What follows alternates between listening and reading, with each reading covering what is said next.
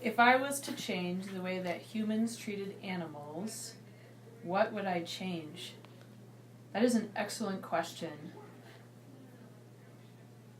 I feel like there is a lot of mistreatment of animals, or this perception that humans are somehow superior to animals, therefore we can put them in cages, expose them to harmful chemicals, we can store them in close quarters and then eat them, and it's okay because we know that they're going to end up on our dinner plate to treat them poorly their entire life.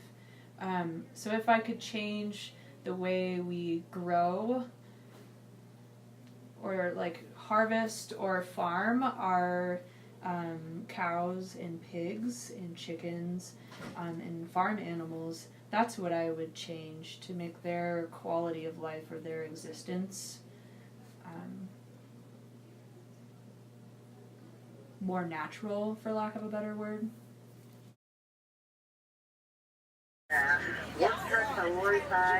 I could care less, to be honest. I don't know what a prairie dog is, and I don't know where they are. Okay. I'm worried about right here, right now. Okay.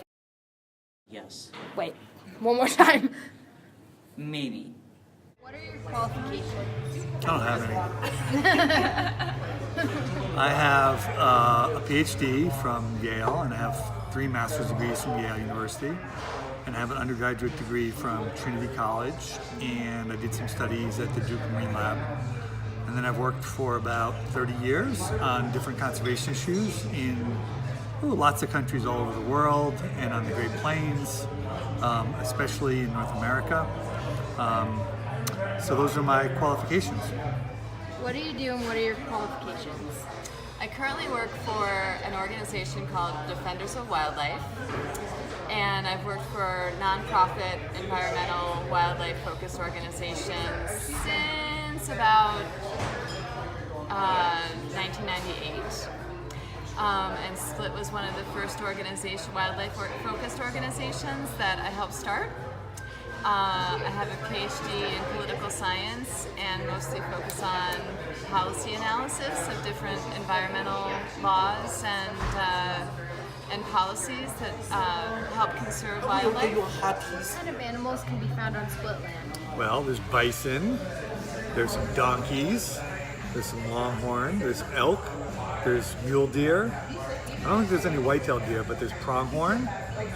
Every once in a while there's a bear that comes through. There are bobcats, coyotes, badgers, lots of prairie dogs, which we love, burrowing owls, eagles, all kinds of hawks, grassland birds, horny toads, lots of good snakes, bull snakes, rattlesnakes, racers, coach whips, garter snakes, a couple kinds of garter snakes.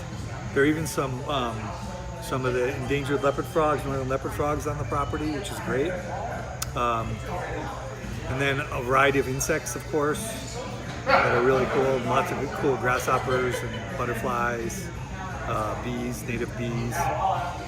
And then all the vegetation. There's one of the Split properties has a really rare plant called Colorado green gentian. And it's one of the few places you can find it. And yeah, that's about it. That's a big list. Split was started in 1998 after we had me and Nicole and Greg and a few other people, mostly our friends, got frustrated because prairie dogs were being poisoned and shot, and also their colonies were being decimated by the development going on in the Front Range of Colorado. So we decided that we needed to buy land if we were going to be able to protect prairie dogs and other prairie wildlife. So more than 20 years ago, that's what started. Last question will be, what have you learned from Split over the years? Oh gosh, I've learned that it's really important to have a tangible goal that you can measure your progress towards. And so for Split, we measure our progress in terms of the number of acres that we've protected. And so when we started, we had 1,280 acres. In 2011, we had 3,300 acres. And today we have over 25,000 acres. I hope that within the next 5 years, we'll be up to 50,000 acres.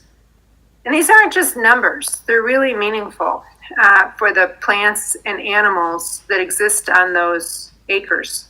To have a group like ours that doesn't pick and choose which species we're going to protect. We're going to protect all of the native wildlife. And that's really important because there are so many things that we don't know as humans. There are very intricate relationships between plants and animals.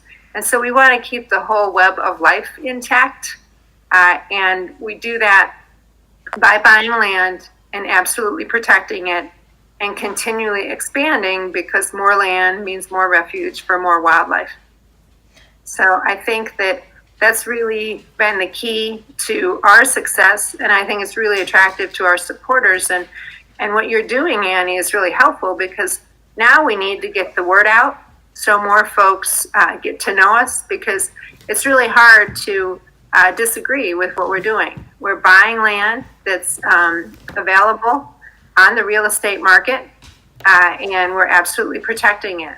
So that's what Split is about, and we want to just keep on going. Just as an aside, I think it's incredibly important for people who want to change the world to be organized.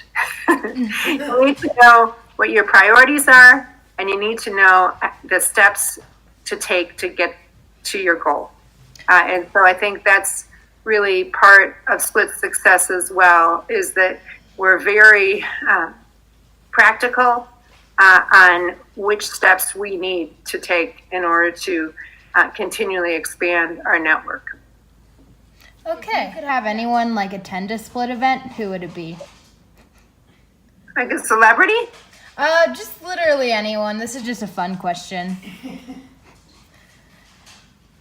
What are you trying to get at with this question? It's a little open-ended for me, Annie. Well, I just kind of want to include this just to see like what kind of people you want to like maybe explain what Split is to. I don't know. It's just kind of fun to make the documentary a little more fun. Okay. Well, I have an answer. I don't even have to think about it. I want Leonardo DiCaprio to show up. I do, and I'm serious. He is a wonderful environmentalist, and his foundation, the Leonardo DiCaprio Foundation, has given millions to protect nature across the planet. And he seems particularly interested in wildlife protection. And so I'd really like for Leonardo DiCaprio to get to know and fall in love with Split and support our work. I think you should send him a copy of your documentary when you're done. Okay. That'd be great.